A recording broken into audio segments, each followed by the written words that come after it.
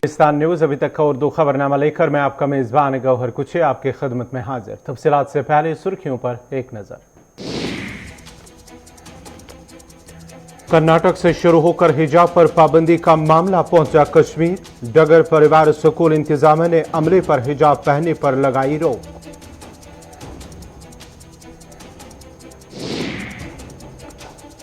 हिजाब पर आयद पाबंदी पर उमर ने रद्दअमल किया जाहिर। कहा मजहबी मामलात में किसी को मुदाखलत करने की नहीं है इजाजत। दखल अंदाजी को नाकाबिल कबूल दिया करार।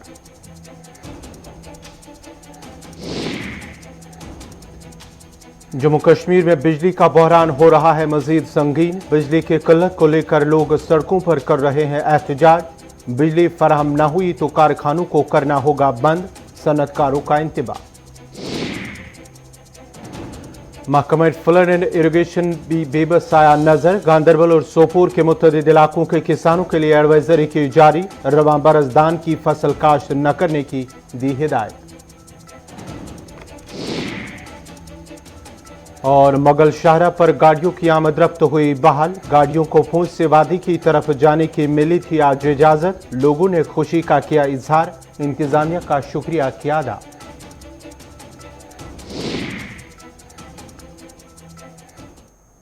और पेश हैं खबरों की तफसील। बारामूला में डगर परिवार स्कूल इंतजामिया की जानिब से स्कूल में तैनात अमले पर हिजाब पर पाबंदी आयद किए जाने पर नेशनल कॉन्फ्रेंस के नायब सदर उमर अब्दुल्ला ने कहा कि हिजाब हमारा बुनियादी हक है और किसी को भी हमारे मजहबी मामलात में मुदाखलत करने की इजाज़त नहीं दी जाएगी। उन्होंने कहा कि हर शहरी को मजहबी आज़ादी मुल्क के आईन ने दिया है और सरकार दखल अंदाजी कर रही है, और अगर ये बात पहले मालूम होती तो भारत के साथ जम्मू कश्मीर का इल्हाक नहीं होता। ठीक कर रहे थे। आखिरकार ये स्कूल कल का बना हुआ स्कूल तो नहीं होगा ना। स्कूल को चलते हुए कुछ टाइम तो हुआ होगा। स्कूल में बच्चियों ने कुछ तो तालीम हासिल किया होगा। क्या वो इससे पहले जो सारे बच्चियां वहां से बाहर आई वो सारे अनपढ़ बाहर आए? ये अगर इनके तालीम पे असर पड़ रहा था तो कर्नाटका से पहले क्यों नहीं? कर्नाटका के बाद ही उनको ये असर दिखना शुरू हुआ। ये जनाब, ये हमारे मजहब में मैं माफ़ी चाहता हूँ, सियासत के लिए एक गलत माहौल बनाया जा रहा है। और ये सिर्फ हिजाब की बात नहीं है। हमें कहा जा रहा है कि मस्जिदों में लाउड स्पीकर नहीं इस्तेमाल होने चाहिए। क्यों भाई? अगर बाकी जगहों पे लाउड स्पीकर होते हैं तो मस्जिदों में क्यों नहीं? दिन में 5 बार अजान होती है, इसमें गुनाह क्या है? आप हमें कहते हो कि हलाल मीट नहीं बिकना चाहिए। क्यों? हमारे मजहब में है कि हमें हलाल मीट खाना है। आप क्यों इस पर रोक लगा रहे हो? हम आपको मजबूर नहीं कर रहे हैं खाने पे। मुझे बताइए, किस मुसलमान ने किसी गैर मुसलमान को कहा है कि आपको मजबूरन हलाल खाना है? आप अपने हिसाब से खाइए, हम अपने हिसाब से खाएंगे। हम आपसे नहीं कहते कि मंदिरों में आपका माइक नहीं लगना चाहिए। बाहर माइक नहीं लगते मंदिरों में? क्या गुरुद्वारों में माइक नहीं लगते? लगते हैं। लेकिन आपको सिर्फ हमारा माइक खड़कता है, आपको सिर्फ हमारा मजहब खड़कता है, आपको सिर्फ हमारे कपड़े पसंद नहीं है, आपको सिर्फ हमारा नमाज पढ़ने का तरीका पसंद नहीं है, बाकियों पे आपको कोई एतराज नहीं। ये एक नफरत यहां डाली जा रही है। और मैं फिर इस बात पे आता हूं, अब ये वो हिंदुस्तान नहीं है जिसके साथ जम्मू कश्मीर ने इल्हाक किया था। हमने जब इल्हाक किया था, हमने उस हिंदुस्तान के साथ इल्हाक किया था जिसमें हर मजहब को बराबर के नजरिए से देखा जाएगा। हमें ये नहीं कहा गया था कि एक मजहब को ज्यादा अहमियत दी जाएगी और बाकी मजहबों को जो है दबाया जाएगा। इस मुल्क में हर किसी को आज़ादी से अपने मजहब को फॉलो करने की इजाज़त है। हमारे मुल्क के आइन में दर्ज है कि we are a secular country. Secular country का मतलब यह है कि हर मजहब को बराबर के नज़रिए से देखा जाएगा। कौन अपने मजहब का कितना हिस्सा फॉलो करना चाहे उसकी भी खुली इजाज़त है। मुझे नहीं लगता है कि किसी भी हुकूमत को इस चीज़ में दखल देना चाहिए।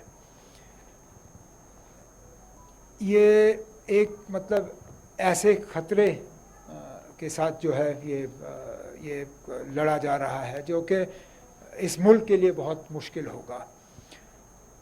हम तो चाहेंगे कि ये ऐसे फैसले जो हैं वो ना हों, और जो भी जिस भी मज़हब से ताल्लुक़ रखे उनको खुली छूट होनी चाहिए। वो किस तरह के कपड़े पहनना चाहें, वो किस तरह अपने अल्लाह को, अपने भगवान को, अपने वाहिगुरु को याद करना चाहे करें, वो किस तरह के मतलब व्रत रखें, रोज़े रखें, मस्जिद में जाएं, गुरुद्वारा में जाएं, मंदिर में जाएं, इस चीज़ की खुली इजाज़त होनी चाहिए। उधर पीडीपी सदर महबूबा मुफ्ती ने भी मजम्मत करते हुए कहा कि जम्मू कश्मीर में भले ही बीजेपी की हुकूमत हो, लेकिन यह यकीनी तौर पर किसी दूसरी रियासत की तरह नहीं है जहां वो अकलियतों के घरों को बिल्डोजर चलाए और उन्हें अपनी मर्जी के मुताबिक लिबास पहनने की आज़ादी नहीं देते। समाजी राबता साइट ट्विटर पर ट्वीट करते हुए महबूबा मुफ्ती ने कहा कि हमारी लड़कियां अपने इंतखाब के हक में दस्तबरदार नहीं होंगी।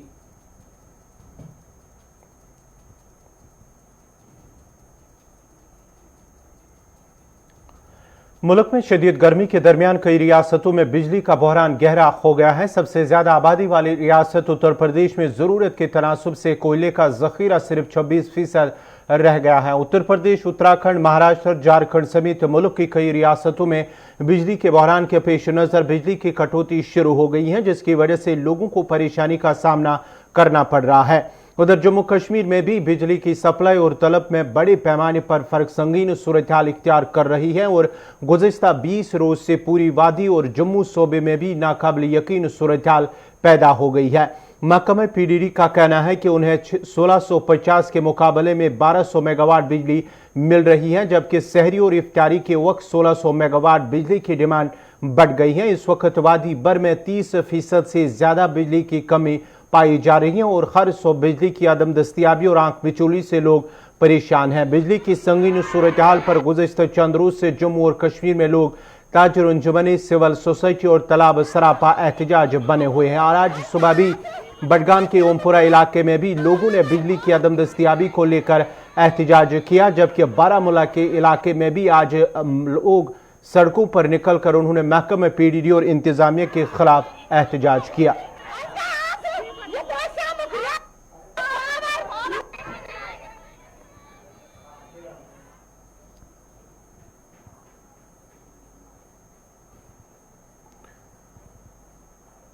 महकमा फ्लड और इरिगेशन की जानिब से जहां सोपोर और गांदरबल के कई इलाकों के किसानों को रवा बरस दान की फसल काश्त न करने की हिदायत दी गई है, वहीं chief engineer irrigation and flood control ने कहा है कि वादी में खुश्क मौसम की वजह से पानी की शदीद किल्लत और इन इलाकों के कई नालों में पानी न होने की वजह से एडवाइजरी जारी की गई है और किसानों से मुतबादिल फसल उगाने को कहा गया है।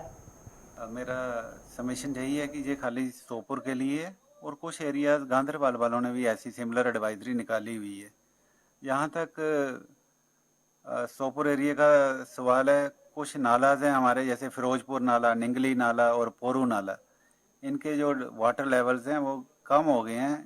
काफ़ी दिनों से ड्राई स्पेल चल रहा था, तो जो पानी था वो टेल एंड पे नहीं पहुँच पा रहा था। तो जहाँ जहाँ इसका असर होने जा रहा है वो थोड़े से एरियाज़ हैं, पटन एरियाज़ कह लो, संग्रामा एरियाज़ कह लो, इन एरियाज़ के लिए ही ऐसी एडवाइजरी इशू की गई है ताकि लोग ड्राई क्रॉप्स के लिए चले जाएं। ये थोड़ा सा एरिया है, लगभग इससे खाली कोई 20% एरिया ही अफेक्ट होने जा रहा है। फार्मर्स को, एग्रीकल्चर डिपार्टमेंट को अप्रोच करें और उनसे गाइडेंस ले लें कि इन हालात में हमें अदर देन पैडी कौन सी फसल को लगाना हमारे। नाजरीन, खबरनामा जारी रहेगा, यहाँ पे छोटा सा तिजारती वक्फा।